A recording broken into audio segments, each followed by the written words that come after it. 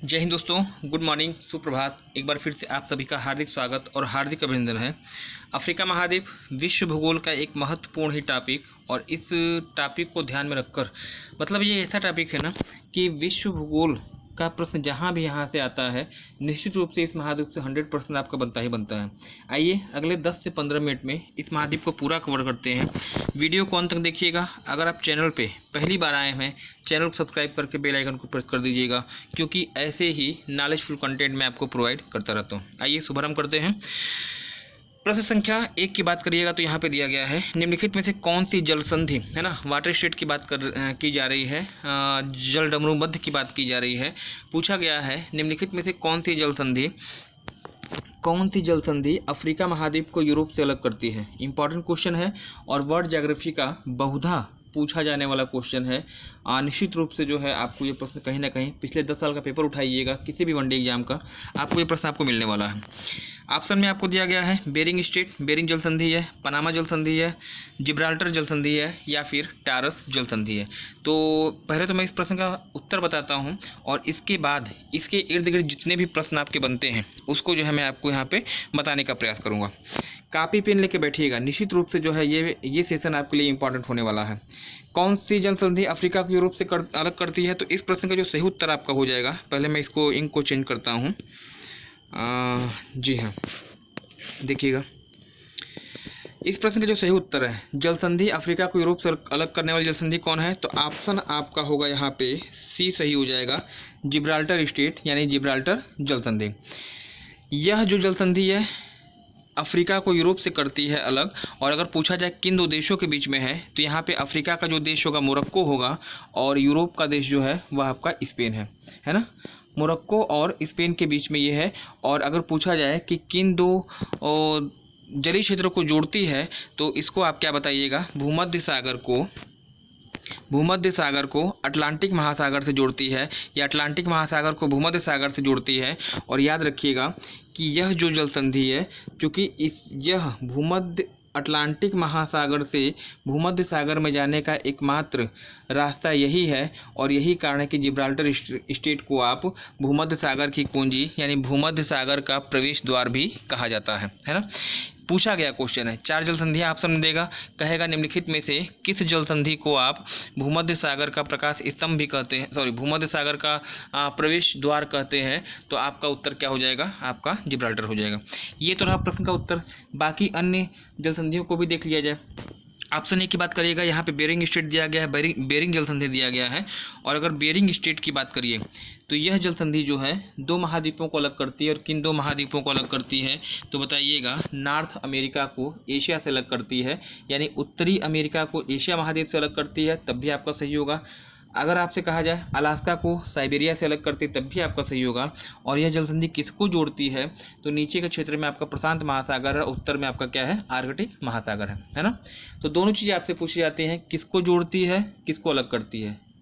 तो 2 महाद्वीप, उत्तरी अमेरिका को एशिया से अलग करेगी, और जोड़ेगी किसको, तो बताइएगा, प्रशांत महासागर को आर्कटिक महासागर से जोड़ती है।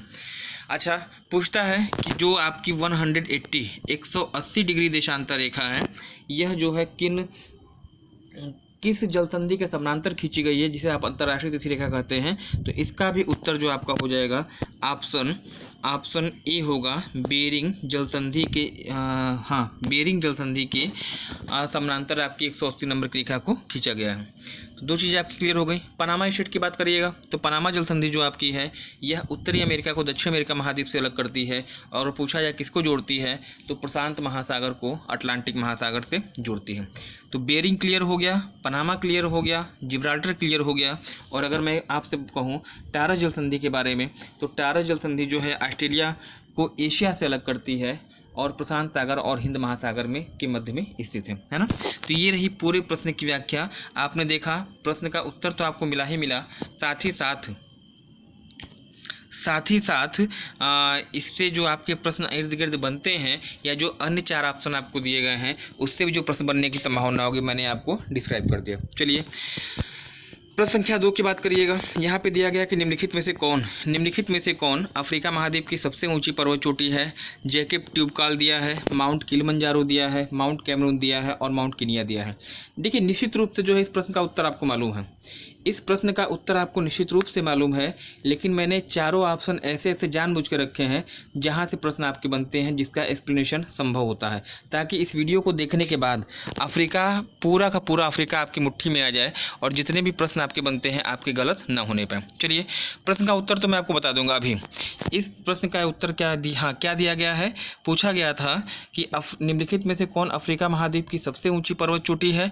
तो इस प्रश्न का जो सही उत्तर आपका हो जाएगा ऑप्शन बी यहाँ पे राइट होगा, माउंट किलिमंजारो, है ना। माउंट किलिमंजारो एक डेड ज्वालामुखी, डेड वोल्केनो है, मृत ज्वालामुखी है या शांत ज्वालामुखी है, जो अफ्रीकी देश तंजानिया में स्थित है ना। तंजानिया में इसकी लोकेशन है और यह जो है इस महाद्वीप का सबसे ऊंचा क्या है, सबसे ऊंचा ज्वालामुखी पर्वत है। ये तो प्रश्न का उत्तर हो गया। अच्छा, बाकी जो 3 ऑप्शन आपके बच रहे हैं उसको भी मत छोड़िए, उसको भी देख लीजिएगा। जैकब ट्यूबकाल की अगर बात करिएगा तो इसकी लोकेशन जो है वो आपकी कहाँ पे होगी, तो यह जो है एटलस पर्वत की सर्वोच्च चोटी है, अल्जीरिया में इसकी लोकेशन होगी। माउंट कैमरून की अगर बात कर लीजिए तो माउंट कैमरून जो है पश्चिमी अफ्रीकी देश कैमरून में स्थित है और इसके बारे में कहा जाता है कि अफ्रीका महाद्वीप का एकमात्र सक्रिय ज्वालामुखी है।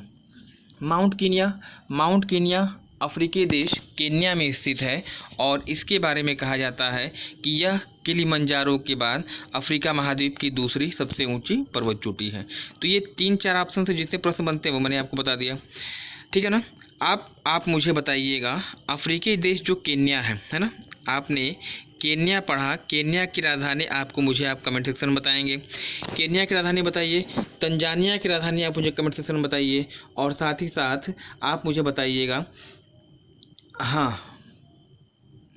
सेनेगल एक अफ्रीकी देश पड़ता है, सेनेगल की कैपिटल आप मुझे कमेंट सेक्शन में कमेंट करके बताइएगा।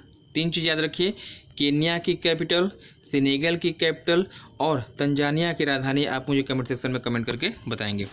प्रश्न संख्या यहाँ पे अगर 3 की बात करिएगा, देखिए अजीब बहुत ही अच्छे प्रश्न हैं। ऐसे प्रश्न जो है ना निश्चित रूप से जो है आपको प्रॉब्लम क्रिएट करते हैं, इनका आप कलेक्शन जरूर रखिएगा और हमेशा एग्जाम में प्रश्न आपके बनते रहते हैं। बाब अल मंदेब जल संधि निम्नलिखित में से किन 2 सागरीय क्षेत्र को जोड़ते हैं, ये आपसे पूछा गया है। बाब अल मंदेब जल संधि निम्नलिखित में से किन 2 सागरीय क्षेत्र को जोड़ती है, ये आपसे पूछा गया है। भूमध्य सागर को लाल सागर से, प्रशांत महासागर को हिंद महासागर से, लाल सागर को अदन की खाड़ी से और प्रशांत महासागर को अटलांटिक महासागर से। देखिए इस प्रश्न का जो सही उत्तर आपका होगा, प्रश्न का सही उत्तर तो मैं आपको तुरंत अभी बता दे रहा हूँ। बाब अल मंदेब जल संधि, जिसे आप आंसुओं का द्वार भी कहते हैं, गेट ऑफ टीयर्स कहते हैं, यह जोड़ता है लाल सागर को अदन की खाड़ी से। अफ्रीका महाद्वीप के पूर्व में लाल सागर और बीच में बाब अल मंदेब जल संधि और दूसरी तरफ आपका अदन की खाड़ी है ना, दोनों क्षेत्रों को जोड़ता है और इसे आप गेटवे ऑफ टीयर्स कहते हैं, आंसुओं का द्वार भी कहते हैं। ये तो इसकी बात हो गई। अच्छा, भूमध्य सागर को लाल सागर से जोड़ने वाली जल संधि कौन सी है, तो इसका जो सही उत्तर आपका हो जाएगा स्वेज नहर के बारे में पूछा आता है कि स्वेज नहर किसको जोड़ती है, तो भूमध्य सागर को लाल सागर से जोड़ती है। प्रशांत महासागर को हिंद महासागर से जोड़ने वाली जल संधि कौन सी है, तो टारस जल संधि आप बताइएगा, ऑस्ट्रेलिया को एशिया से अलग करती है। और वहीं अगर प्रशांत महासागर को अटलांटिक महासागर से जोड़ने की बात करिएगा तो यह जो है पनामा जल संधि है, जो कि उत्तरी अमेरिका को दक्षिण अमेरिका से अलग करती है। प्रश्न संख्या 4 की अगर बात कर लीजिएगा तो यहाँ पे दिया गया है, निम्नलिखित में से कौन सा मरुस्थल बुशमैन जनजाति का प्राकृतिक निवास है। इंपॉर्टेंट क्वेश्चन है, हर साल एग्जाम में पूछा आता है। कौन सा मरुस्थल बुशमैन जनजाति का प्राकृतिक निवास क्षेत्र माना जाता है। सहारा डेजर्ट है, ग्रेट सैंडी डेजर्ट है, कालाहारी डेजर्ट है या फिर नूबियन डेजर्ट है। तो इस प्रश्न का जो सही उत्तर आपका हो जाएगा ऑप्शन सी हो जाएगा, कालाहारी डेजर्ट, है ना। कालाहारी डेजर्ट की बात कर लीजिएगा तो कालाहारी डेजर्ट दक्षिण अफ्रीका के अफ्रीका महाद्वीप के 3 देशों साउथ अफ्रीका, नामीबिया और बोत्सवाना में फैला है और बुशमैन जनजाति आपकी यहीं पाई जाती है, तो इसको भी आपको ध्यान देना होगा। बुश्मैन के बारे में कुछ चीज़ें कही जाती हैं। ये जो बुश्मैन जनजाति के लोग हैं, दीमक को, जो मिट्टी में लगते हैं, लकड़ी में लगते हैं दीमक, दीमक को एक चावल की भांति खाते हैं, बहुत ही चाव से खाते हैं, है ना। तो कभी कभी ऐसे भी आपसे प्रश्न बनता है कि कौन सी जनजाति दीमक को चावल के रूप में खाते हैं, या फिर ऐसे पूछ दिया जाएगा कि बुश्मैन जनजाति का चावल क्या होता है, तो उत्तर आपका दीमक हो जाता है। तो इसको आपको ध्यान रखना होगा, है ना। अच्छा, ये तो बुश्मैन की बात हो गई। कालाहारी डेजर्ट मिलेगा। सहारा डेजर्ट कहाँ पड़ता है? उत्तरी अफ्रीका। उत्तरी अफ्रीका के 10 से अधिक देशों में फैला हुआ है। विश्व का सबसे बड़ा डेजर्ट है, इसको आपको ध्यान देना होगा। Great sandy desert, great sandy desert आपका ऑस्ट्रेलिया में पड़ता है, और नूबियन डेजर्ट आपका कहाँ पे है? सूडान में है। अच्छा, सहारा की बात कर लीजिए तो सहारा मरुस्थलीय क्षेत्र में अगहर और तिबेस्ती दो आपके पर्वतीय पठारी क्षेत्र हैं। तो अगहर और तिबेस्ती का भी संबंध कभी कभी आपसे पूछ दिया जाता है कि किस महासागर में, किस मरुस्थल से इसका संबंध है, तो सहारा डेजर्ट आपका हो जाएगा, है ना। अगला जो प्रश्न आपका है प्रश्न संख्या 5 की अगर बात कर लीजिएगा तो यहाँ पे आपका दे दिया गया है स्टैनली एवं लिविंग स्टोन, है ना।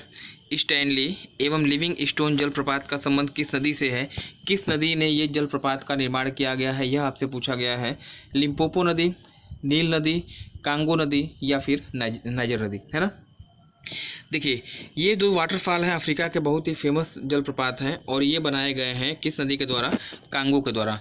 और कांगो को आप जायरे नदी भी कहते हैं, और इस नदी के बारे में कहा जाता है कि विश्व की एक ऐसी नदी जो कि विषुवत रेखा को 2 बार काटते हुए प्रवाहित होती है। तो स्टैनली लिविंग स्टोन तो आपको हो गया। अच्छा, एक वाटरफॉल आप याद रखिएगा, विक्टोरिया, हाँ, एक आपसे पूछा जाता है विक्टोरिया प्रपात किस नदी पर स्थित है? तो याद रखिएगा, यह आपका जाम्बेजी नदी पर स्थित है, और अफ्रीका का सबसे ऊंचा जल प्रपात है।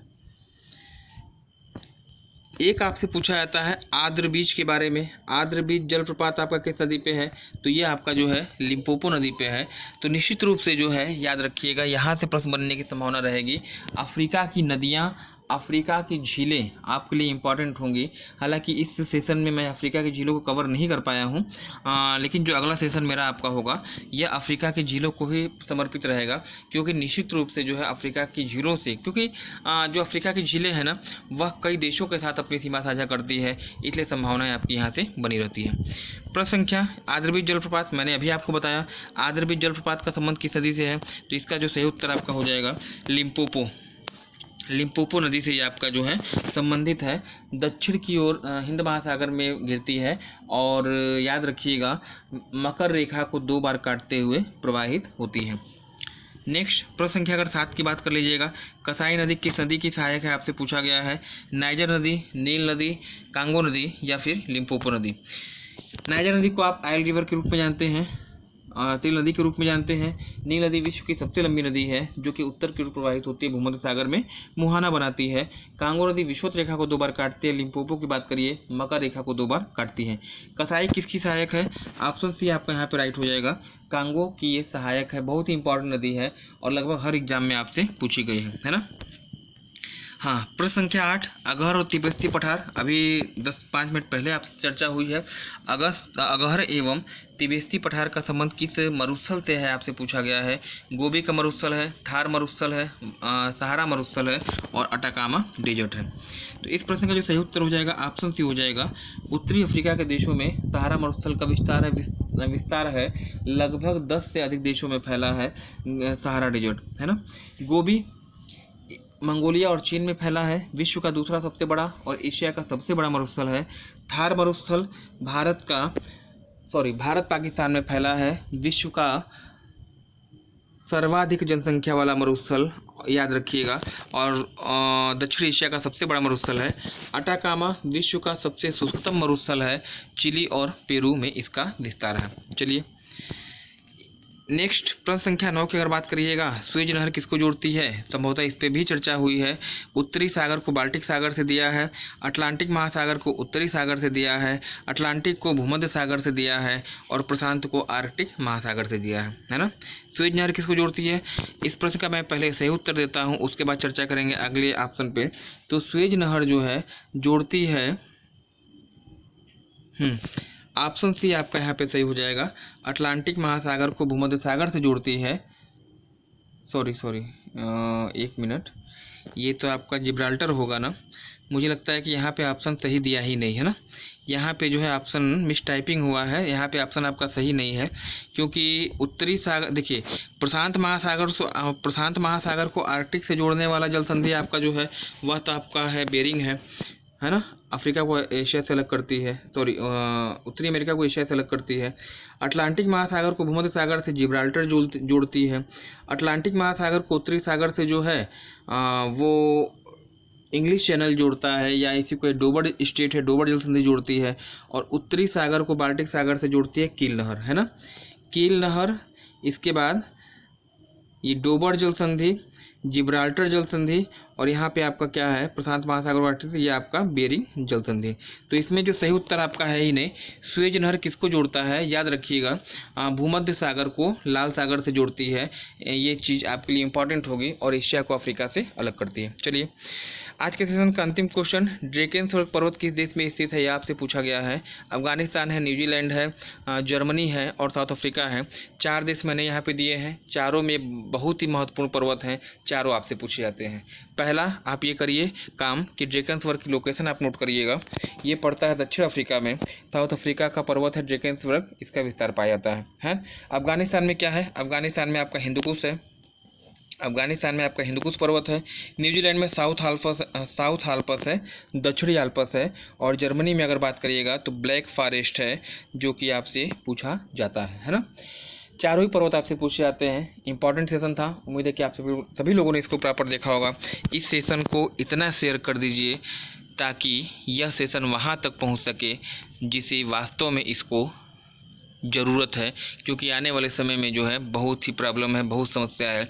बढ़िया से तैयारी करेंगे तब तो कहीं सक्सेस होइएगा, अदरवाइज पढ़ते रह जाइएगा। धन्यवाद, have a nice day, thanks for joining me.